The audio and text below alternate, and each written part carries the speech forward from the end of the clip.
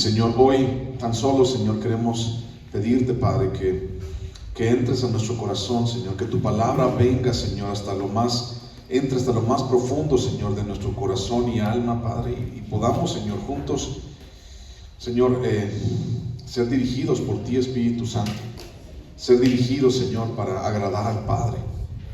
Y Dios, aquí estamos, Señor, llena nuestro corazón con tu presencia.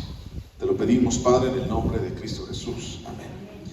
Bueno, entonces hoy es la parte número 2 y el día de hoy se llama, o si estás apuntando, recuerda, se llama el modelo de la oración. Entonces la semana pasada se llamó un llamado a la oración, o oración parte 1, oración parte 2 el día de hoy, y vamos a ver cuál es el modelo de la oración. Pero bueno, antes de entrar en esto, recordemos algunas cosas y recordemos algunos versículos. Primera de Timoteo capítulo 2 versículo 1. Primera de Timoteo capítulo 2 versículo 1.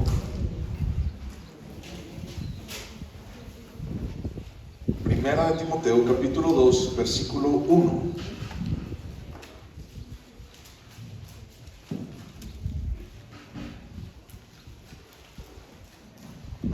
Primera de Timoteo 2:1 dice: exhorto ante todo a que se hagan rogativas, oraciones, peticiones y acciones de gracias por todos los hombres. ¿Ok? Lo repito, exhorto ante todo a que se hagan rogativas, oraciones, peticiones y acciones de gracias por todos los hombres. ¿Ok? La semana pasada estuvimos platicando un poquito acerca de este llamado a la oración. ¿Cómo es que nosotros somos llamados a orar? Y no solamente, vamos a descubrir el día de hoy que no solamente las oraciones son peticiones, sino que el modelo de la oración, no podemos inventarnos nada. O sea, tampoco esta predicación, este estudio es algo inventado. O sea, no podemos inventarnos nada, ya todo está. Y entonces, recuerda siempre, la Biblia se contesta con Biblia. Y entonces, si algún día decimos, bueno, ¿cómo tengo que orar? Bueno, está en la Biblia. Y ahorita vamos a descubrirlo. Entonces, si quiero enfatizar o queremos enfatizar esto, dice: exhorto ante todo a que se hagan rogativas, oraciones, peticiones, acciones de gracias. Entonces, si tú te das cuenta, hay diferencia entre una y otro tipo de oración, ¿ok? Unas son peticiones, otras son acciones de gracias y hay algunas otras. Entonces, queremos el día de hoy, o quiero darte el día de hoy este modelo, este parámetro. Tal vez en algún momento lo has escuchado, tal vez no lo has escuchado, pero es algo que me gustaría que te ayudara en tu oración. Recuerda que una de las cosas por las cuales estamos haciendo esto o estamos compartiendo esto es porque queremos ser una iglesia de oración. Mi casa será llamada casa de oración, y tú y yo somos la casa de Dios, y este es un lugar en donde buscamos, invocamos, clamamos al nombre de Dios. Entonces, por tanto, necesitamos orar y orar más. Recuerda que la oración nunca es suficiente. Siempre necesitamos orar un poquito más. Siempre necesitamos vivir una vida de oración. Entonces, recordando todo esto, recuerda o vamos a subrayar que la oración es una parte importante y es una parte vital para nosotros como hijos de Dios. Para nosotros como cristianos, alguien, ya te lo dije la semana pasada, alguien que no ora, alguien que no quiere orar, pues prácticamente podemos decir que no es cristiano. O sea, un cristiano comienza hablando con Dios, comienza teniendo una relación con Dios. Entonces, la oración es una parte importante y es una parte vital de la vida de nosotros como hijos de Dios. La oración es el modo en que nos comunicamos con el Señor Jesús, con el Padre. Es la forma como tú y yo le alabamos. Hace ratito estábamos cantando, ¿no? Y podemos decirle, bueno, estamos alabando a Dios, estamos adorando a Dios a través de canciones, todos juntos. Hace rato también comenzamos con oración, pero es la oración una forma de alabar a Dios. Por eso te dije al final de las canciones, bueno, ¿qué tienes tú que decirle a Dios, no? Él es grande, Él es fuerte, tú eres mi libertador. Hay muchos atributos que Dios tiene, y entonces cada uno de esos atributos lo definen, y es una diferencia con cualquier otro Dios. Él es el único Dios, no hay nadie fuera de Él. Entonces Él se merece la alabanza. La oración para nosotros es una parte importante, y para entender el propósito de la oración es importante entender primero lo que no es una oración, ¿de acuerdo? Nos sirve mucho este asunto, así como que, bueno, ¿qué es una oración? Bueno, a veces no sabemos muy bien qué es orar tal vez, pero nos podemos dar cuenta que no es ¿Cómo es una oración? A través de buscar o a través de entender qué no es una oración, ¿ok? Es algo así como, por ejemplo, en los bancos, las personas, los cajeros, así con la pura vista saben lo que es un billete falso, por así decirlo. ¿Por qué la gente, por ejemplo, en una tienda, en un lugar donde hay dinero así moviéndose, en un banco, por qué la gente puede identificar un billete falso inmediatamente? ¿Por qué? Pues porque tiene mucha relación con lo que es verdadero. Y entonces tiene tanta relación con los billetes verdaderos, por así decirlo, y está contando y todo, que inmediatamente sabe que es un billete falso. Y entonces tú llegas y dices, ¿es verdadero? Y dice, no, es falso. Pero está igualito, no, es falso. Pero es que se ve igual, es falso. Es el mismo papel, es falso. ¿Por qué? Porque lo saben. Porque están tan acostumbrados a estar con lo verdadero que lo falso ya no los engaña. Y es algo así muy similar a lo que nosotros también tenemos que hacer con Dios, en nuestra relación con Dios. Dice por allí una frase en el mundo, dice, el que no conoce a Dios, a cualquiera se le hinca. A la gente le pone que palo y que quién sabe cuántas cosas, ¿no? Pero el que no conoce a Dios, a cualquiera se le hinca. Y esa es una realidad, es una verdad que la cual tú y yo podemos estar viviendo, o la gente puede vivir. Cuando no conocemos a Dios, la verdad es que nosotros nos llegamos a hincar. No sé si todos ustedes, pero muchos de nosotros venimos de la religión popular y entonces nos hincamos ante un pedazo de yeso en alguna ocasión. Nos hincamos ante una imagen, y entonces el que no conoce a Dios, pues a cualquiera se le hinca. Pero ahora lo conocemos. Esa es la gran diferencia. Y entonces ahora sabemos que es lo real. Y la oración también tiene mucho que ver con esto. Y no vamos a ahondar mucho en esto. Se llama el modelo de la oración el día de hoy. No vamos a ahondar mucho en esto porque no quiero que se te quede mucho eso en la cabeza, pero que sí sepas que no es. Y quiero irme a lo otro, que allí es donde buscamos que la gente, que tú y yo podamos seguir orando. Entonces, debemos analizar esto en nuestras vidas. Tal vez tú has orado, tal vez oramos, tal vez decimos, damos rogativas, pedimos, bla. Tal vez lo hacemos, lo hemos hecho durante mucho tiempo, tal vez. Pero ¿qué no es oración? ¿Qué no es oración? Uno, negociar con Dios no es una oración. Negociar con Dios no es una oración. ¿Por qué? Porque mucha gente en algún momento dice, Señor, mira, si tú me das esto, entonces yo te doy aquello.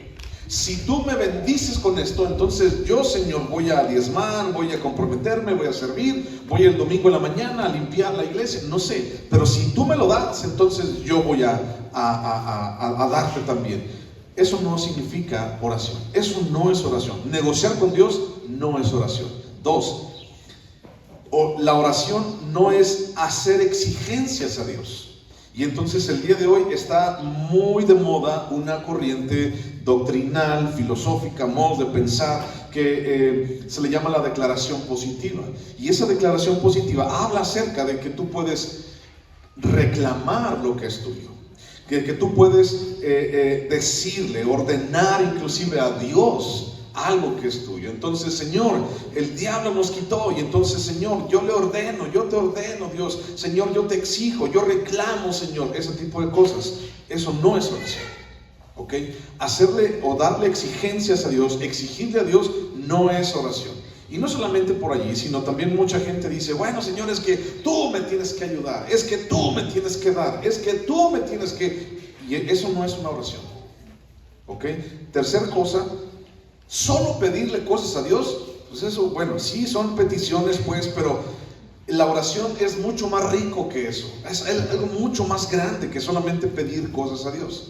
Y entonces nos damos cuenta en muchas ocasiones, ponte a pensar, escúchate a ti mismo algún día cuando estás orando y escucha lo que estás diciendo.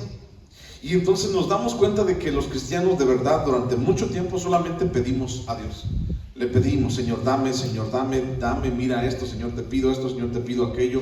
Y si fuera poco y no tan triste o más triste es que andamos pidiendo solamente cosas materiales y del mundo. O sea, sí pedimos, porque es que todo el que llama se le abre y el que pide se le da, hermano. Sí dice la Biblia eso.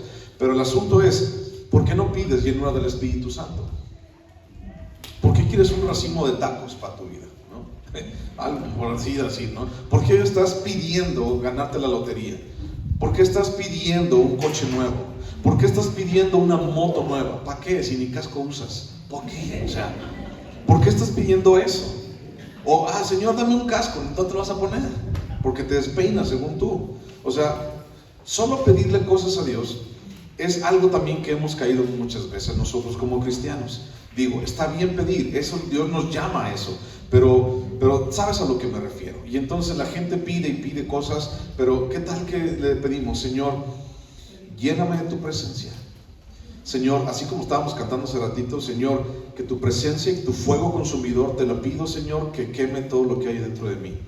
Eso es pedirle, pero no le estás pidiendo un juguete o la lotería, estás pidiéndole, Dios, realmente ven a mi corazón de una manera así, quema todo lo que hay ahí adentro. Eso, solo pedirle cosas a Dios, híjole, hay mucho más que decir. 4, mucha gente piensa que la oración es un ejercicio terapéutico o algo así como meditación medicinal, algo así como que, ¿has escuchado todas estas corrientes orientales que dicen, pon tu mente en blanco y ponte a meditar? Bueno, ese rollo, pues no va, la Biblia no va con eso. Ese es otro rollo, esa es otra cosa, ese es otro tipo de situaciones espirituales y bueno, ahorita no voy a explicar eso, pero tú y yo no tenemos que ver con eso. Y mucha gente piensa que la gente puede decir así como, vamos a orar como para meditar, ya estamos, Señor, y así, ¿qué haces? Pues estoy orando. ¿Estás durmiendo? No, así, o sea, no es una meditación, no es algo terapéutico. Orar con Dios es una relación, ¿ok?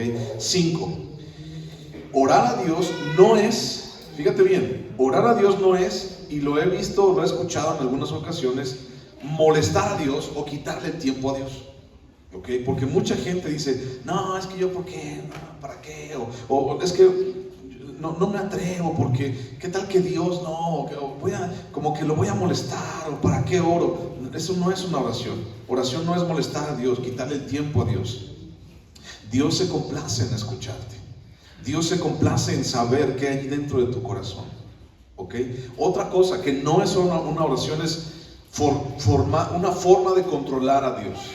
¿Ok? Es como si nosotros fuéramos y Dios estuviera aquí y dijéramos a Dios, Señor, tú me tienes que dar, Señor, tú tienes que hacer, como si fuera ¿han visto ustedes esas máquinas expendedoras donde hay galletas y refrescos y tú vas y le pones dinero, ¡pin! Y entonces le pones X8 y entonces te sale una Coca-Cola y ya la tomas, o unas galletas? Mucha gente piensa que Dios es así, o sea, tengo que orar, oro, Señor, te lo pido en el nombre de Jesús. Señor, te lo pido en el nombre de Jesús. Y no te llega, ¿no? O sea, Dios no es así. No puedes controlar al Señor. Otra cosa que no es oración es orar para presumir, como una forma de presumir tu vida, tu propia espiritualidad ante los demás. Y esto es algo que pasa muchísimo en las iglesias, de verdad, en todos lados. Hay mucha gente que ora solamente para presumir su espiritualidad ante los demás. Y en algunas ocasiones hablan con frases y en algunas ocasiones la gente habla con palabras muy rebuscadas o muy super espirituales y cosas de esas, y la verdad es que, no digo que todos, pero en muchas ocasiones he visto personas que hacen eso y su vida allá afuera está mal. Y entonces vienen solamente a un lugar así como este y entonces, ¿quién quiere orar? Yo, hermano, yo quiero. Y empiezan y así. Y la gente, los demás podemos pensar, wow, qué espiritual es él. Él alzó la mano luego y está orando por quién sabe qué y quién sabe cuánto y todo lo demás. Pero eso no es oración. Vamos a ir más adelantito al Padre Nuestro y Jesús nos habla y dice, cuando tú ores, si alguien se acuerda, dice, cuando tú ores, no ores en las plazas para que todos te vean. Dice, ve a tus aposentos, enciérrate y allí en lo secreto Dios te responde. Sí, hay oración pública como la que hacemos nosotros los domingos, por ejemplo. En algún momento tal vez, imagínate, en el centro de la ciudad muchos cristianos nos llegamos a reunir y empezamos a orar. Bueno, vamos a orar juntos, ¿no? Pero el asunto es que en muchas ocasiones mucha gente toma este rollo de orar así como en voz alta y en público, pues para que la gente vea su espiritualidad o para presumir cosas que no hay. Entonces yo te exhorto, te animo a que sigamos orando. Cuando venimos los domingos en la mañana, sigue orando.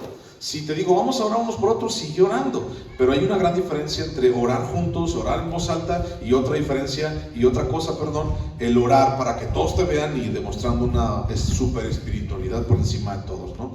Hasta palabras que ni siquiera entendemos, y mucha gente llega hasta, al parecer, entre comillas, a hablar en lenguas, ¿no? Y así como todos los demás. Ah, caray.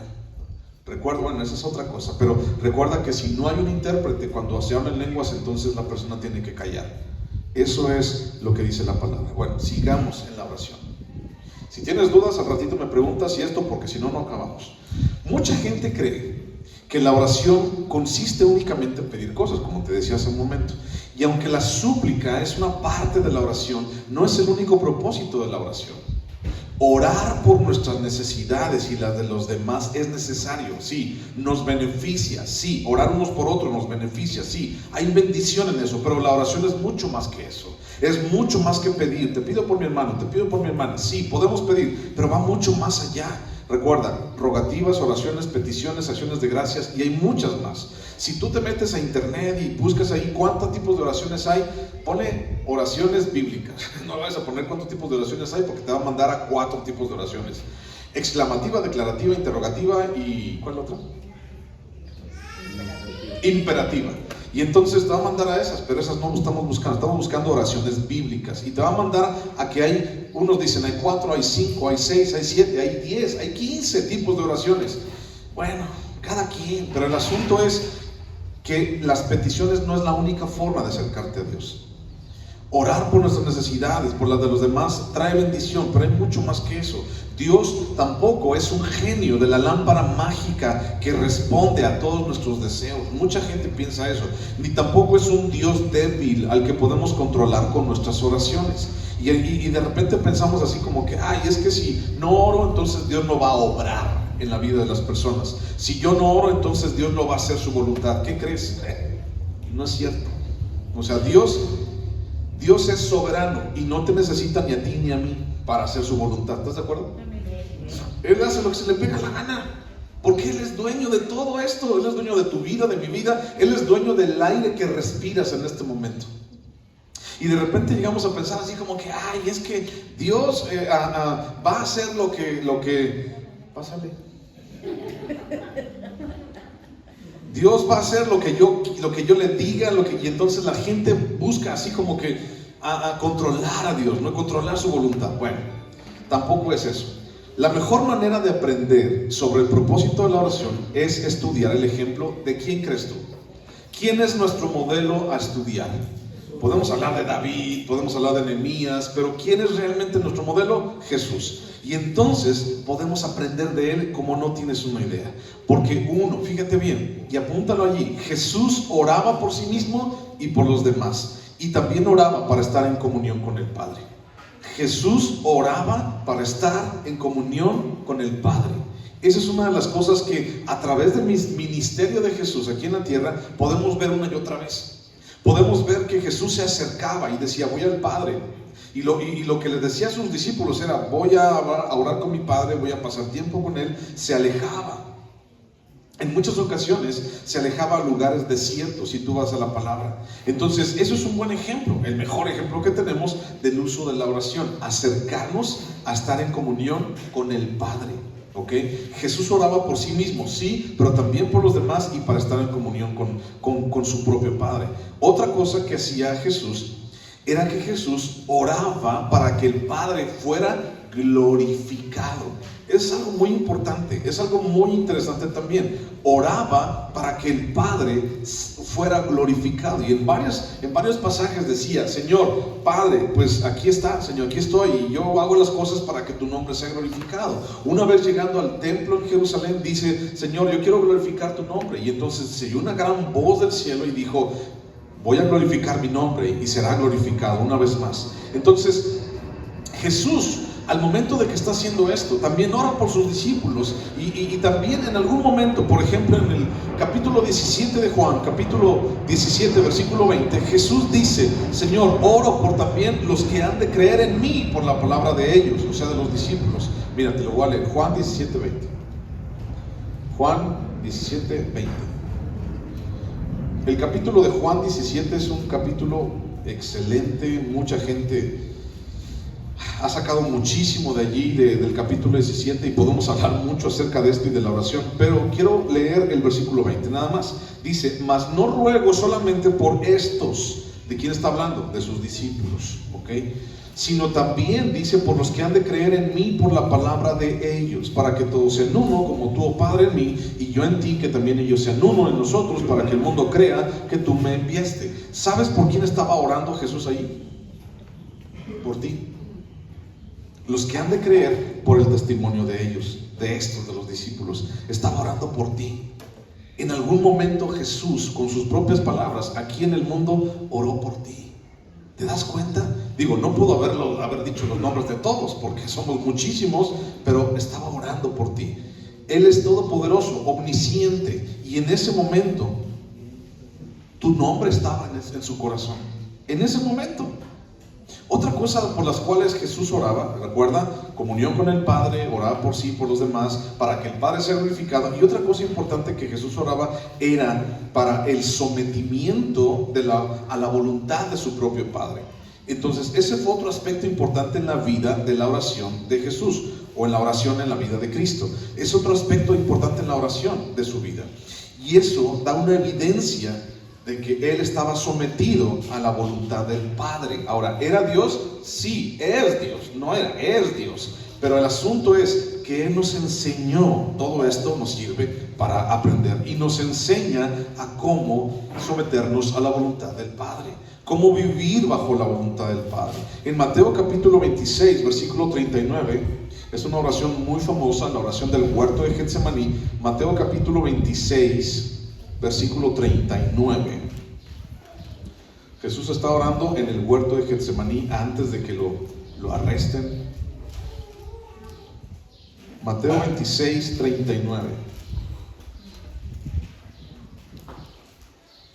Mateo 26, 39 dice: yendo un poco adelante, se postró sobre su rostro, orando y diciendo: Padre mío, si es posible, pase de mí esta copa, pero no sea como yo quiero, sino como tú quieres. Jesús oraba por la voluntad de Dios, oraba por esa voluntad. Con cualquier petición que tengamos, mi hermano, debemos someternos. Escucha esto y subráyalo. Con cualquier petición que tú y yo tengamos, debemos someternos a la voluntad de Dios. Y la pregunta sería aquí: ¿de qué manera nos sometemos a la voluntad de Dios? Y otra pregunta sería: ¿estamos sometiéndonos a la voluntad de Dios? ¿Realmente lo estamos haciendo? ¿O realmente estamos pidiendo para nuestro propio reino? ¿Ok? Es algo importante, porque además de interceder por los demás, la oración es también una forma de fortalecer nuestra relación con Dios. Eso es lo que es oración. No lo que te dije hace ratito, sino esto es oración. Jesús nos da el ejemplo, y a medida que Jesús oraba al Padre durante todo su ministerio terrenal, las personas veían todo esto.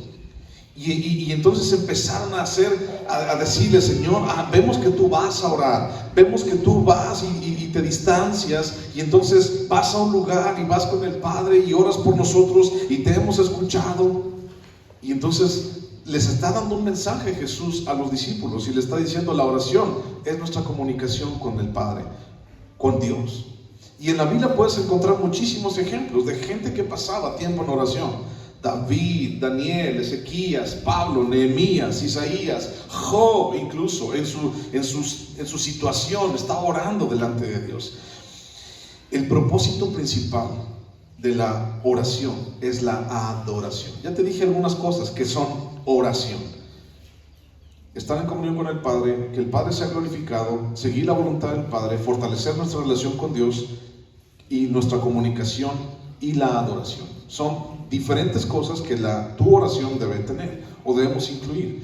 Cuando oramos al Señor reconociéndolo por lo que es y por lo que ha hecho en nuestras vidas, Ese es un acto de adoración. Señor, tú me salvaste, lo estás adorando. Señor, tú me rescataste, tú eres mi libertador, lo estás adorando. Gloria a ti. Y hay muchos ejemplos de esa oración y de esa adoración en la palabra de Dios. No podemos ir a todos, pero tenemos que entender que es parte de nuestra oración. No solamente es pedir, sino también es alabarlo, glorificarlo. Y la forma de orar debe reflejar ese propósito. Nuestra atención debe centrarse en quién es Dios y no en nosotros mismos. ¿Ok? Repito, nuestra oración, nuestra atención debe centrarse en quién es Dios y no en nosotros mismos. Entonces los discípulos veían eso. Veían cómo Jesús se iba, veían cómo regresaba, veían cómo sacaba fuera demonios, veían lo que hacía.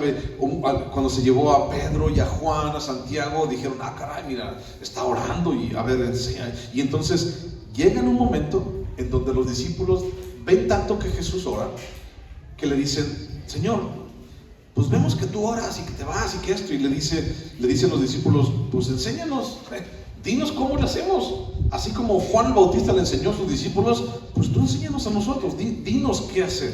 Vamos a Lucas capítulo 11, versículo 1. Lucas 11, 1. Lucas 11, 1. Lucas 11, 1.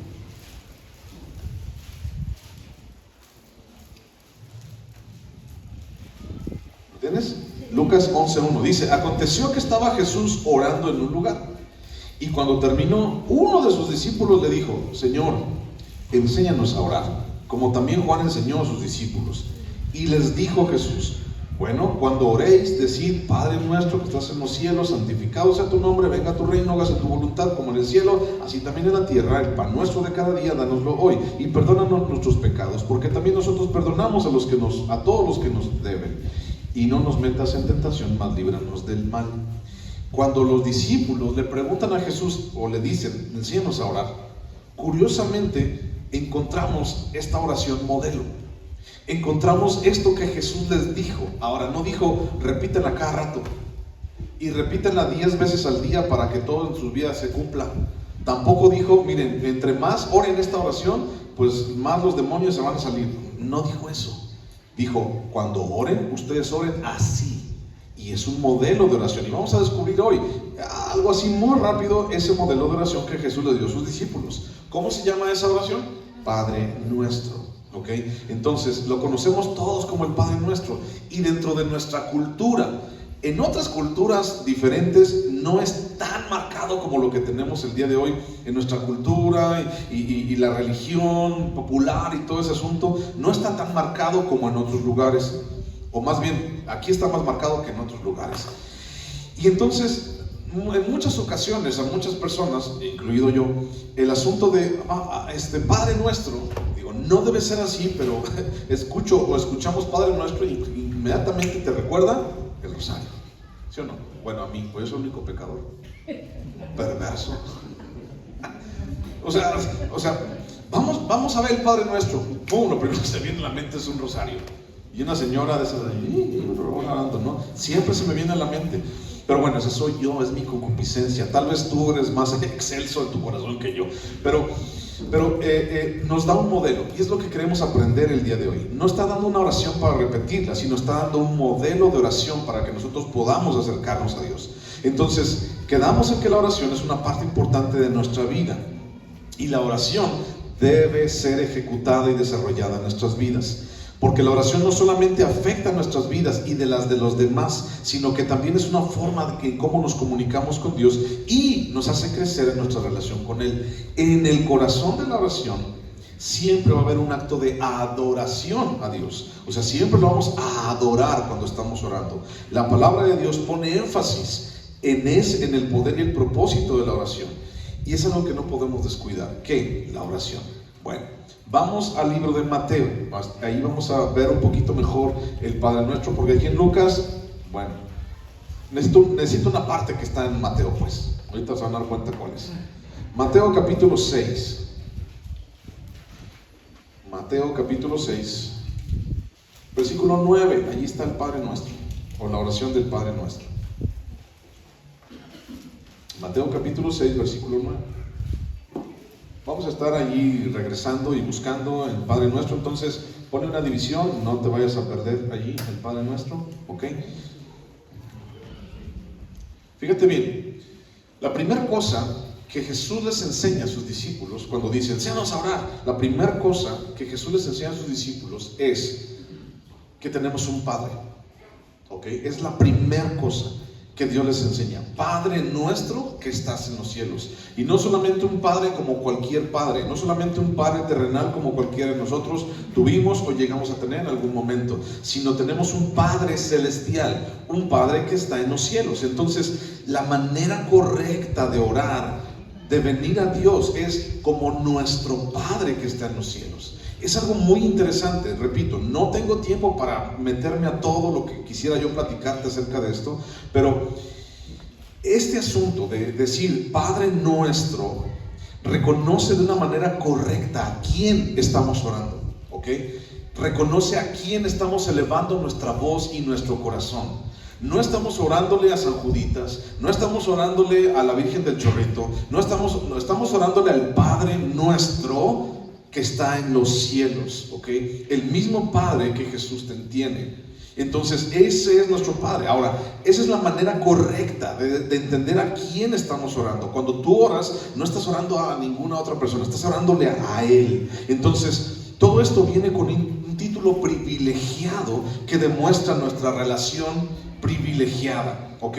Padre Nuestro, es un título privilegiado.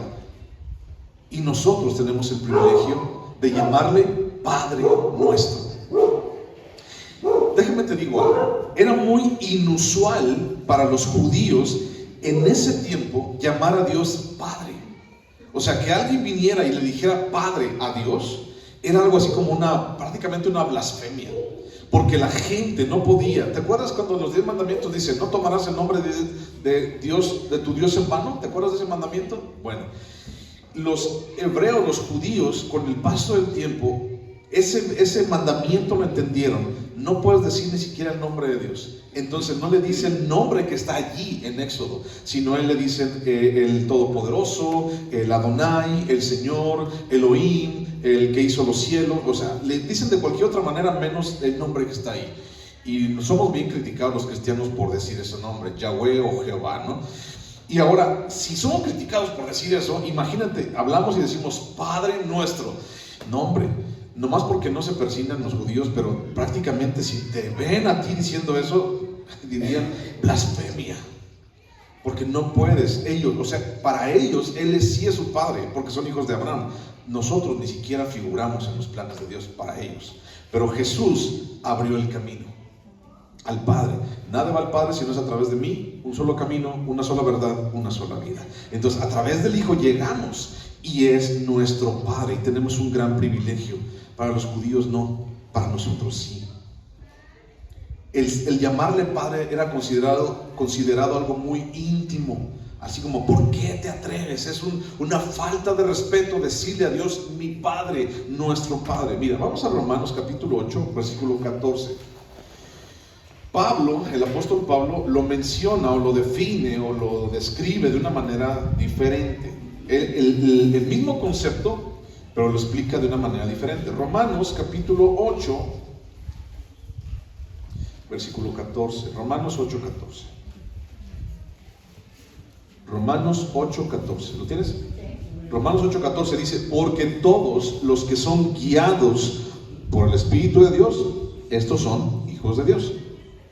Pues no habéis recibido el espíritu de esclavitud para estar otra vez en temor, sino que habéis recibido el espíritu de adopción, por el cual clamamos, Abba, Padre. El Espíritu mismo da testimonio a nuestro espíritu de que somos hijos de Dios. Eso lo tenemos. Es algo que el Espíritu Santo ha hecho con nosotros, de que podemos acercarnos a Dios y decirle, tú eres nuestro Padre, tú eres mi Padre. Ahora, cuando decimos Padre nuestro, no Padre mío, sino Padre nuestro, estamos coparticipando de una sociedad de hijos y de herederos. Entonces no solamente soy yo, sino son más alrededor de mí, que también tienen a Dios como su Padre. Ahora, ¿Dios es tu Padre? Amén. Dilo con seguridad, Dios es tu Padre, es mi Padre. Ahora, también es verdad que Dios es el poderoso soberano del universo. Él creó todo, Él gobierna todo, Él juzgará en algún momento todas las cosas, pero también en el mismo momento, también es tu papá, es tu Padre.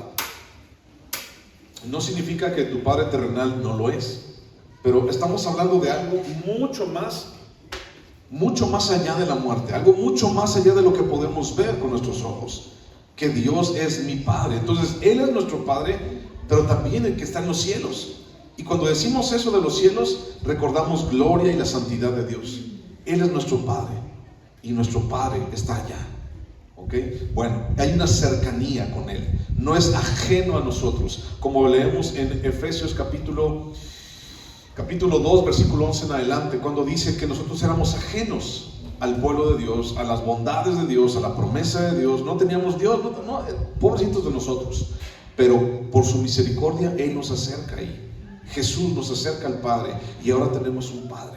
Ya no estamos huérfanos y recibimos ese espíritu de adopción por el cual clamamos Abba Padre. Abba Padre es una frase que enmarca intimidad y relación con Él. Bueno, ¿qué sigue en el Padre nuestro? ¿Recuerdas? Padre nuestro que estás en los cielos, santificado sea tu nombre, venga tu reino, hágase tu voluntad como en el cielo, así también en la tierra. Ok. Te recuerdo, no tenemos mucho tiempo para meternos a todo, pero el asunto es que la manera correcta de orar, según esto que acabamos de leer, santificado sea tu nombre, venga tu reino, hágase tu voluntad como en el cielo, así también en la tierra. La manera correcta de orar tiene una pasión por la gloria y la agenda de Dios. El que ora a su Padre Celestial no es así: Señor, mira, tengo planes para ti y para mí, Señor. Mira, aquí están todos mis planes, te los muestro. Mira, todo lo que yo quiero, aquí está, Señor. Y entonces no es así. O sea, cuando decimos santificado sea tu nombre, hágase tu voluntad, nosotros los que estamos orando tenemos una pasión para que la voluntad de Dios sea lo más importante de nuestras vidas. Esto significa que su nombre, su reino y su voluntad son prioritarios en tu vida y en la mía. No es así como que, ay Señor, mira, yo tengo mejores planes que los tuyos. Déjame te explico, mira, si tú hicieras esto y si tú hicieras aquello. No es así. Es su nombre, es su reino, es su voluntad la que son prioridad en nuestras vidas. Romanos capítulo 11, versículo 33 al 36. Fíjate lo que dice. Romanos 11, 33. Romanos 11, 33. ¿Qué es lo que buscamos en la oración? Su nombre, su reino, su voluntad. Romanos 11, 33 dice: oh profundidad de las riquezas de la sabiduría y de la ciencia de Dios, cuán insondables son sus juicios e inescrutables sus caminos.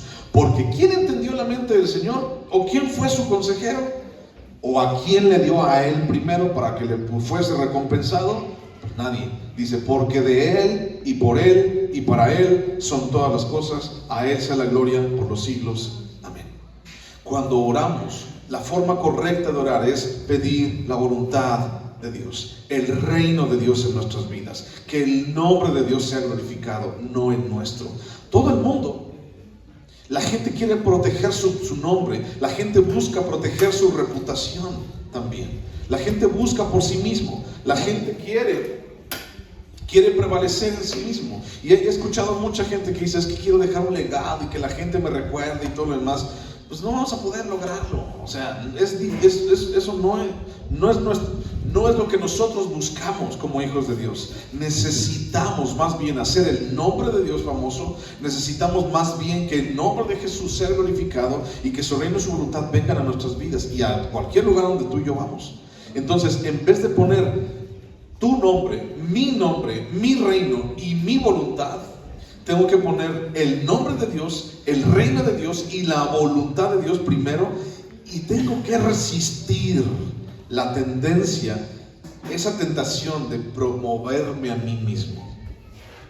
Tal vez en muchas ocasiones cuando oramos ni siquiera nos damos cuenta, pero nos estamos a veces promoviendo a nosotros mismos. Señor, mira, si tú me permitieras, si tú quisieras, mira que esto, nos estamos promoviendo cuando no tenemos absolutamente nada de bueno. Jesús quiere que oremos con el deseo, hablando del Padre Nuestro, con el deseo de la voluntad de Dios que sea hecha, así como en el cielo se hace, así también en la tierra. En el cielo no se admite la desobediencia, ¿estás de acuerdo? Cuando hubo desobediencia, ¿qué le pasó al que desobedeció? ¡Pum! Lo echaron para abajo.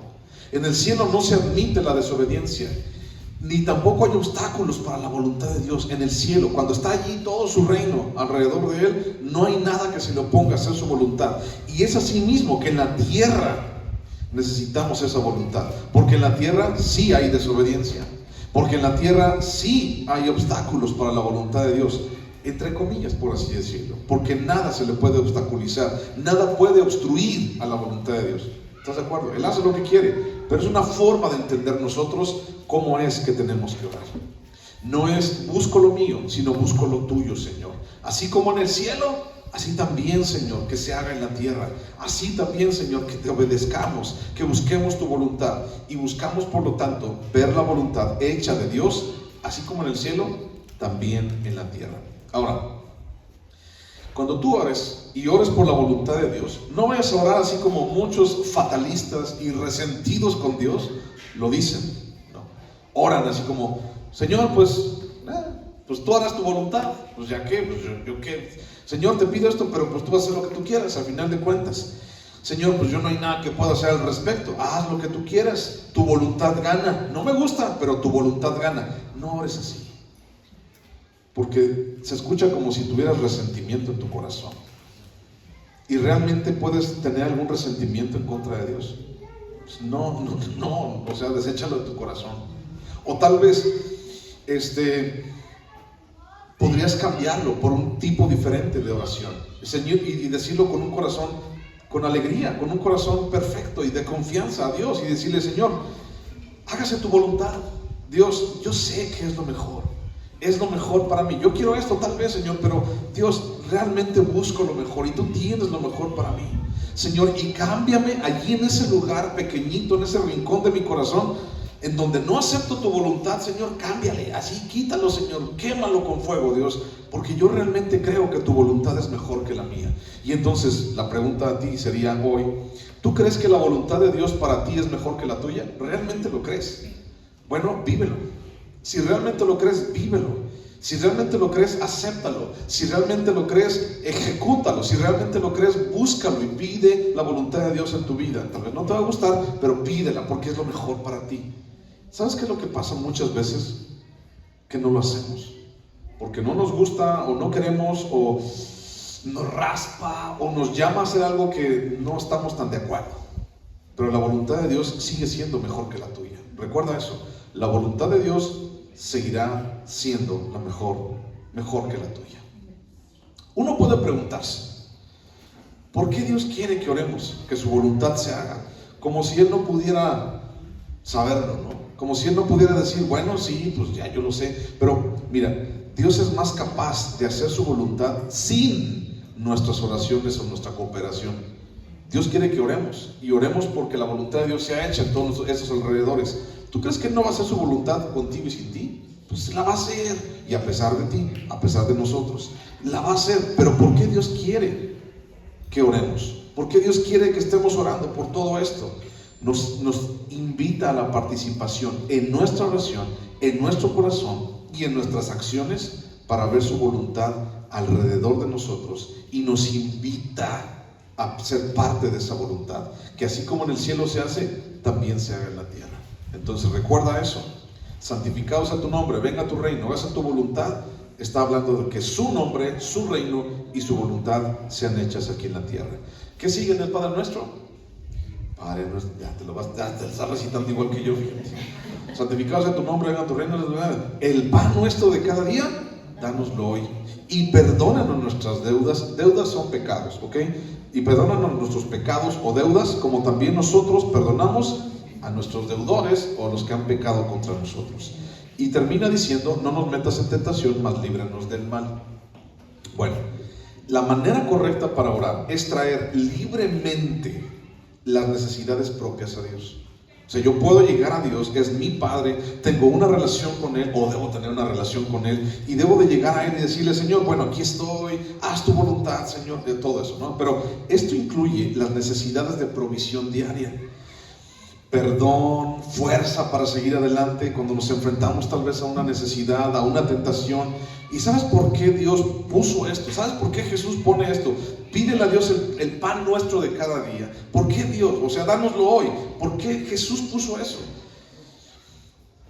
Porque tú le importas a Dios. Recuerda eso. Tú le importas a Dios. Y sabes, tanto le importaste y tanto te amó que mandó a su único hijo para que muriera en la cruz por ti. Tú le importas tanto a Dios. Dios te ama tanto que lo mejor que Él tenía lo mandó para que hiciera un camino entre tú y Él, entre tú y Dios. Tú le importas a Dios, mi hermano. Y a Dios le importan nuestras cosas diarias. Deberíamos orar por ellas. Danos el pan, danos las fuerzas para seguir adelante, pero entiende esto. En estas situaciones tan particulares de nuestras vidas, Dios quiere que tú y yo lleguemos a Él, porque le importamos. O sea, ningún detalle de tu vida es tan pequeño ni tan insignificante que digas: es que Dios Dios ni me va a ver, yo creo que Dios ni le importa, ¿para qué oro por esto si yo creo que Dios Es ahí donde decimos: ¿para qué lo molesto? ¿Para qué le quito el tiempo? O sea, quítate eso de la cabeza. Al final de cuentas, Dios está tan interesado en ti, en los aspectos más pequeñitos, más mínimos, que ni te das cuenta. Danos el pan de cada día, lo más cotidiano. Busca Lucas otra vez, Lucas 11. Estábamos allí con el Padre Nuestro, que enséñanos a orar, pero vamos a leer un poquito más abajo. Lucas capítulo 11, versículo 9. Lucas 11, 9. Lucas 11, 9. ¿Lo tienes? Dice: y yo os digo, o sea, después de decir el Padre Nuestro y todo, dice Jesús: y yo os digo, pedid y se os dará, buscad y hallaréis, llamad y se os abrirá. Y pone un ejemplo bien cotidiano: porque todo aquel que pide recibe, el que busca halla, y al que llama se le abrirá. ¿Qué padre de vosotros, si su hijo le pide pan, le dará una piedra? O si pescado, en lugar de pescado, le dará una serpiente? O si le pide un huevo, le dará un escorpión? Pues si vosotros, siendo malos, sabéis dar buenas dádivas a vuestros hijos, ¿cuánto más vuestro Padre Celestial dará el Espíritu Santo a los que se lo pidan? Cuando hablamos de llegar a Dios y cuando hablamos de que le importamos a Dios, le importamos en los aspectos más mínimos de nuestras vidas. Dios quiere saber qué pasa en ti. Dios quiere saber qué traes ahí. Dios quiere saber, aunque lo sabe, pero Dios quiere saber y quiere que tú se lo digas. Dios quiere poner su vista en el rincón tal vez más escondido de tu corazón. Comienza, esto significa el pan nuestro de cada día, dánoslo hoy. Y dame la fuerza, Señor, para seguir adelante todos los días. No nos dejes caer en tentación, no nos metas en tentación. Le importa tu vida. Es interesante cómo Dios busca que le hagamos a Él parte de lo más íntimo y cotidiano. El Dios sublime vino a morar en los pecadores, aún en lo más común, como comer. Eso es algo impresionante. La oración, sí, es para nuestras necesidades, pero también cuando oramos, y oramos por pedir: Señor, dame el pan de cada día, la oración, en otras cosas, pues no es para nuestras codicias. Es para cubrir mis necesidades, pero no para codiciar. ¿Qué dice Santiago capítulo 4, versículo 2 y el 3? Dice: codiciáis y no tenéis. Y si no tienes, pues es porque no pides. Y si pides, pides mal, para vuestros deleites y para vuestros gustos. Si quieres buscarlo, hoy no te lo leo. Santiago capítulo 4, versículo 2. Codiciáis y no tenéis, matáis y ardéis de envidia, y no podéis alcanzar, combatís y lucháis, pero no tenéis lo que deseáis, porque no pedís. Pedís y no recibís, porque pedís mal, para gastar en vuestros deleites. Cuando pedimos, cuando oramos, cuando nos acercamos a Dios, Pedimos para mi necesidad. De eso habla el pan nuestro de cada día, dánoslo hoy. De eso dice, no nos metas en tentación, líbranos del mal. Ayúdame, Señor, cada día. Dame la fuerza necesaria para pasar este día. Y como dice la canción, un día a la vez, ¿no? O sea, dame la fuerza necesaria para seguir adelante. Bueno, se supone que ya terminamos o terminaríamos con el Padre Nuestro. Pero me falta una parte que no dije. Y la dije, y no la dije porque la quise dejar para el final. En Lucas no habla mucho acerca de esto, el Padre Nuestro, no habla mucho acerca de perdonar nuestras deudas como también nosotros perdonamos a nuestros deudores. No habla mucho en Lucas, por eso Mateo sí lo dice. Y entonces Mateo dice, terminando el Padre Nuestro, dice: si perdonáis a los hombres sus ofensas, también os perdonará vuestro Padre Celestial. Pero si vosotros no perdonan a los hombres sus ofensas, tampoco vuestro Padre Celestial os perdonará a vosotros. ¿Sí lo identificas? Mateo capítulo 6, versículo 14. Porque si perdonáis a los hombres sus ofensas, ahí está, léelo. Esa es una parte muy importante. Mira, estamos hablando de oración. Estamos hablando de acercarnos a Dios. Estamos hablando de que nos ayude con nuestras necesidades, de que su nombre, su voluntad, su reino, todo eso. Estamos hablando de esto. Que lo que no es oración y lo que sí es oración. Sí, estamos hablando de esto, pero esta es una parte muy importante. El perdón es requerido para aquellos que han sido perdonados. ¿Ok? Repito, el perdón es requerido, o sea, pedido, te lo estoy pidiendo, para aquellos que han sido perdonados. ¿Dios te perdonó a ti? Sí. A todos. ¿Cuántas veces? Híjole, muchísimas, demasiadas. ¿Cuántas veces Dios te ha perdonado? ¿Cuántas veces hoy te perdonó? ¿Cuántas veces te va a perdonar? Bueno, alguien que ha disfrutado de ese perdón, entonces Dios también le puede exigir perdonar. Ahora, cuando hablamos de perdón, también tenemos que entender que el perdón es algo simple, es algo sencillo. Y déjame decirte algo, no se nos da el lujo, o no podemos tomarnos el lujo de aferrarnos a la amargura que sentimos hacia otra gente, siendo hijos de Dios. Repito, no puedes tomarte el lujo, la cosa está tan difícil, mi hermano, que no puedes tomarte el lujo de aferrarte a la amargura que sientes en contra de otra persona. En Hebreos capítulo 12, versículo 15 dice: no brote ninguna raíz de amargura en vuestro corazón, para que por medio de ella muchos sean estorbados y sean contaminados. Las raíces de amargura, la falta de perdón en el pueblo de Dios es evidente, es real, de verdad. Todos los días tratamos con gente así, con gente que no quiere perdonar. Mira, vamos a Lucas, otra vez al Padre Nuestro. Regrésate a Lucas 11. Y déjame decirte, no es cierto, no es Lucas 11. Es Lucas 17, perdón. Lucas 17. Lucas 17, versículo 3.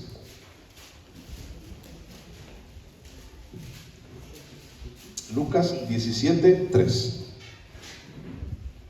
Estamos hablando de perdón, estamos hablando de perdonar, estamos hablando de que Dios ya nos perdonó a nosotros y que nosotros también tenemos que ofrecer perdón. Pero vamos a leer este pasaje. Mira, Lucas capítulo 17, versículo 3. ¿Lo tienes? Dice: mirad por vosotros mismos. Si tu hermano pecare contra ti, repréndele, y si se arrepintiere, perdónale. Y si 7 veces al día pecare contra ti, y 7 veces al día volviere a ti diciendo me arrepiento, perdónale. Entonces, ¿cuántas veces tengo que perdonar a mi hermano? 7, vas a decir que 7. El principio del perdón, mi hermano, no es condicionado. El principio del perdón es perdona. Eso es nada más. Mira, este pasaje se puede agarrar para torcerle, ¿ok? Para agarrar en base a mi conveniencia. Porque aquí dice: si tu hermano peca contra ti y se arrepiente, perdónale. Y entonces tú y yo podemos decir: ahí está, mira, ahí está. ¿Ya ves, pastor? ¿Ya ves? Ahí está. No se ha arrepentido. Ni siquiera ha venido, no se ha arrepentido. ¿Por qué lo va a perdonar? ¿Sabes qué? Estamos metiéndole carne ahí. No podemos meterle carne a la palabra. El mensaje es sencillo: perdona. Punto. Es que no ha venido, es que de esto. Perdónalo. Punto. Así como Dios te ha perdonado, tú perdona. Ahora, fíjate bien, te voy a contar una historia. Es una historia verídica, es algo que realmente pasó. Una muchacha, 16, 17 años, fue violada por un familiar suyo. Y esa muchacha creció con una gran amargura en su corazón. Creció odiando prácticamente todo en su vida. Creció odiando todo lo que tenía a su alrededor y odiándose a sí misma. El familiar o la persona que abusó de ella, en algún momento murió. Ella no pudo perdonar nunca a esta persona. Y ese hombre ya murió hace muchísimo tiempo.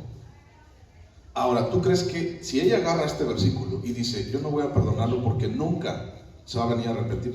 ¿Cómo? Pues ¿cómo ya se murió? Entonces, si no se viene a arrepentir, entonces no lo voy a perdonar. Y entonces ella se va a ir a la tumba con una falta de perdón. Es ahí donde te digo que el perdón es simple, no es condicionado. No te dice cuántas veces. Ya hice 7 veces. No es cuántas veces, la forma es perdona, no es cuántas, no es a quién, no es si se arrepiente, es ve y perdona. Si ya nosotros estamos condicionando, le estamos metiendo carne, le estamos metiendo de nosotros, porque le estamos acomodando a como nosotros mejor se nos acomoda el asunto. Entonces, si perdonamos, si nos hemos sido perdonados, entonces se nos requiere perdonar también. Una vez que nuestros ojos han sido abiertos para ver la grandeza, fíjate bien, una vez que nuestros ojos han sido abiertos para ver la grandeza de nuestra ofensa contra Dios, las heridas que otros nos han hecho aparecerán en comparación bien pequeñita, insignificante con lo que nosotros le hemos hecho a Dios. ¿Cuál ha sido tu falta para con Dios o en contra de Dios? Y entonces mídela en razón a lo que a ti te han ofendido. Y sabes, no le gana. Mi ofensa a Dios ha sido más grande que cualquier ofensa que cualquiera de mis hermanos me haya hecho alguna vez. Estamos hablando de infinidad. Mi ofensa contra Dios ha sido inmensamente grande contra algo que ha sido pasajero. Y entonces a veces el problema está en que esto lo hacemos con el tamaño del universo. Y es como si Dios te empezara a ver y te dijera, a ver, mijito, a ver, vamos a hacer cuentas tú y yo. Y entonces, a ver, ¿cuánto es lo que tú has hecho y lo que yo te he perdonado? ¿Y cuánto es lo que tu hermano te ha hecho y tú no le has perdonado? No, pues esto y aquello. Y hay una parábola de eso, ¿te acuerdas? La parábola de los 2 deudores. Y entonces, híjole, yo no puedo comparar lo que yo he hecho en contra de Dios con lo que mi hermano me hizo. Y entonces dice, ya ves, tu ofensa es más grande y yo te perdoné. Entonces ve tú y también y perdona. Pero es que no ha venido a arrepentirse. Ve y perdona. El mandamiento es ve y perdona. ¿Cómo quieres que te lo explique? O sea, podemos imaginarnos así a Dios, ¿no? O yo me lo imagino así para mí. Mijito, ve y perdona. Pero es que, Señor, ve y hazlo. Nada más. Porque a veces exageramos nuestra vida. Exageramos nuestra vista de las ofensas de otros nos han hecho en nuestras vidas. Y eso comprueba que hemos minimizado mis ofensas. No minimices tu ofensa. No minimices lo que Dios te perdonó. Y si Dios ya te perdonó y tú estás gozando de ese perdón, entonces ve y haz tú lo mismo. Si oramos genuinamente, no nos metas en tentación, que es otra parte. Eso puede ser vivido de muchas maneras. Y significa que nunca voy a gloriarme en mis fuerzas, que nunca voy a ir a buscar tentación o que nunca voy a buscar a otros a la tentación. Gloriarme en mis fuerzas. Muchas veces cuando la gente no perdona y cuando la gente quiere cargar esa amargura demasiado en su corazón en contra, está demasiado aferrado en contra de la amargura de lo que le hicieron, estamos en nuestras propias fuerzas. Y sabes, no podemos vivir en nuestras propias fuerzas. Yo no puedo vivir, yo no quiero vivir. No, decido no vivir en mis fuerzas. Necesito de Dios. Necesito que Él esté allí conmigo. Y si Él me dice que tengo que perdonar, tengo que hacerlo. Así, sin pedir explicaciones, porque Él no te ha pedido explicaciones. Y aún más, Él fue y enterró tu pecado en lo profundo del mar, para nunca más volverse a acordar de eso. Tenemos un Dios grande, tenemos un Dios que perdona, tenemos un Dios que hace cosas inmensamente grandes. Y el sacrificio de Jesús fue tan grande que cubrió mi pecado y el tuyo, y el tuyo, y el tuyo, y el de todos. Y para terminar este asunto de la oración del Padre Nuestro, dice: porque tuyo es el reino, en Mateo, tuyo es el reino, el poder y la gloria por todos los siglos. ¿Cuál sería una manera correcta de orar en cuanto a esto? Bueno, alaba a Dios. Así de sencillo, alaba a Dios. Dale el crédito a Dios. Dale el crédito del reino, del poder y de la gloria en tu vida. Si has llegado hasta aquí es por causa de Él, no por causa tuya. Si has llegado hasta aquí es porque Él ha buscado, Él ha querido que tú estés aquí. Si tú y yo estamos de en pie, vivos, ¿cuántas veces has estado así de la muerte? Yo he estado así de la muerte también. Y aquí estoy, y aquí estamos, y tal vez tú también. ¿Te duele la rodilla? Tal vez, sí, te duele la rodilla. O traes agruras, y a lo mejor traes. ¿Para qué te comes unos dorilocos? Si sabes que te dan agruras. O sea, sí, andamos allí batallando y andamos manqueando, sí, pero aquí estás. Y Dios ha sido bueno contigo. Quiero que leamos este último pasaje que está en Primero de Crónicas. Lo leímos al principio, pero vamos a leerlo otra vez, porque es un pasaje bien padre. Primero de Crónicas, capítulo 29. Este pasaje alaba a Dios. Este pasaje es lo que dice aquí: tuyo es el reino, el poder, la gloria y todos los siglos, porque da el crédito a Dios en todo lo que hacemos. Primero de Crónicas, capítulo 29, versículo 11. Primero de Crónicas 29, 11.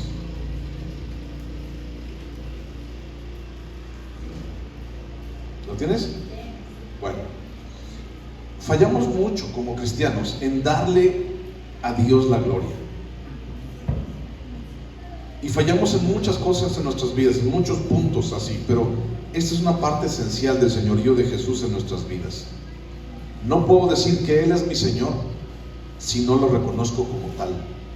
Y no solamente de una manera nominal, o sea, no solamente de nombre, Él es el Señor, no, sino realmente en la ejecución del término en mi propia vida. O sea, realmente Jesús es tu Señor, realmente no es el Señor de la Biblia, no es el Señor de Pablo, no es el Señor del pastor, no es el Señor no, es tu Señor realmente.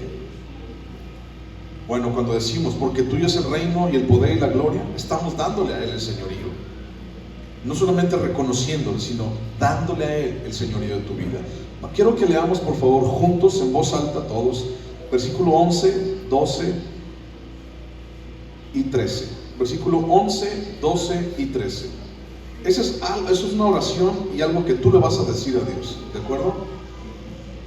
Primero de Crónicas 29, 11, 12 y 13. Vamos a leerlo todos juntos. Dice: tuya es, oh Jehová, la magnificencia y el poder, la gloria, la victoria y el honor, porque todas las cosas que están en los cielos y en la tierra son tuyas. Tuyo, oh Jehová, es el reino y tú eres excelso sobre todos. Las riquezas y la gloria proceden de ti y tú dominas sobre todo. En tu mano está la fuerza y el poder, y en tu mano el hacer grande y dar poder a todos. Ahora pues, Dios nuestro, nosotros alabamos y loamos tu glorioso nombre. Ponte en pie.